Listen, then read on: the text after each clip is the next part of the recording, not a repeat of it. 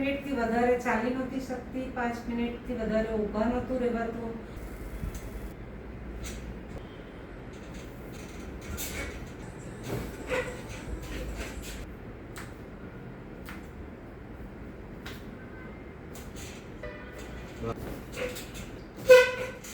Hi friends, આજે આપણી સાથે છે નર્મદાબેન.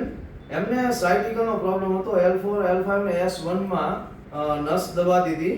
શરૂઆતમાં 4-5 વાર રેગ્યુલર થેરાપી લીધી. એમની પાસેથી જાણીએ કે એમને કેટલું ઇમ્પ્રુવમેન્ટ આવ્યું. અહીંયા થેરાપી લીધા પછી આંટીને કેવું લાગ્યું અને આંટીને કેટલું ઇમ્પ્રુવમેન્ટ આવ્યું. તો આંટી, તમને કેવું લાગ્યું આ થેરાપી પછી? કેવું રહ્યું? હું 5 મિનિટથી વધારે ચાલી નહોતી શકતી, 5 મિનિટથી વધારે ઊભા નહોતું રહેવાતું. અહીંયા આવ્યા પછી મને સતત 10-15 મિનિટ કે અડધો કલાક સુધી હું મારું વર્ક કરી શકું છું, ચાલી શકું છું.